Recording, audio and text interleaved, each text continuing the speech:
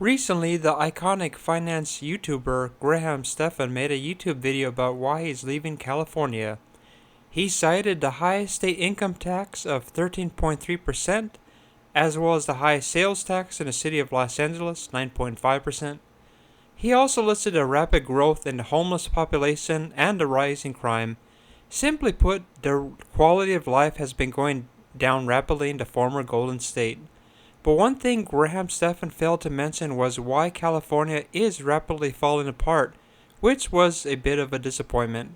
I know YouTubers with millions of subscribers feel the need to walk a careful line and not be too much of a bull in a china shop, but I feel like perhaps I should explain what is going on.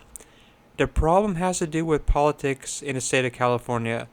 A lot of California's voters reflexively have voted for the Democratic Party for decades, with nothing to show for it other than high crime, high taxes, and homeless people everywhere.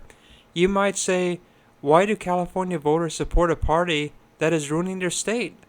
The problem has to do with the institutions in California. You see, it is hard to make political changes in California because it's very hard to actually influence what happens in California. In California, all of the media, including television, the film industry, major universities, and the big tech companies all support the Democrat Party and will do whatever it takes to stop all opposition, even if it means that the state goes down the toilet. These institutions are so afraid of any opposition to their power that they will literally try to create a riot if there is a speaker at a university who holds a different view than the faculty at the college or university. No one feels the need or no one feels free to have a President Trump sign on their lawn or to support any Republican with a sign on their lawn. In that kind of environment, it is simply not very free. I wish Stephan talked about this, but it's understandable. His channel is mostly about finance. So, what do you get with Democrats holding all of the offices here?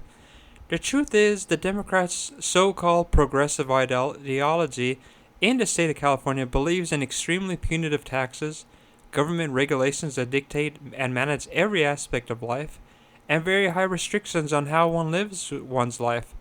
The problem is that in California, all of the statewide offices, from the governor to the attorney general to the controller, are run by leftists in the Democrat Party.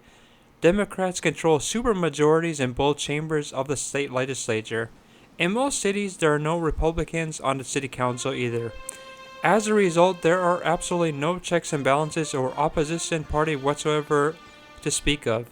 California is as close as you're going to get to a mainland communist Chinese system where the government has absolute control and citizens have no say over how to run the system. The ideology that Graham is running away from is one where the state believes that it should dictate how citizens live. Not surprisingly, Graham, like a lot of other people like Elon Musk, feel like that is not really a fun way to live.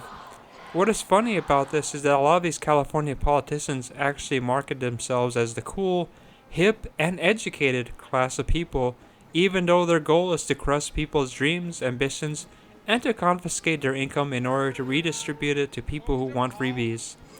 But the truth is, people who are successful and mobile, as YouTubers are not going to put up with heavy-handed government restrictions for long. People have the ability to move.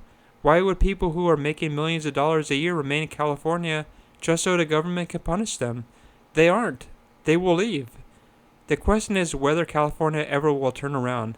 The truth is, not a whole lot of people are willing to wait around and see if things change. People are packing up their bags and leaving quickly. Who will be the last YouTuber to leave California?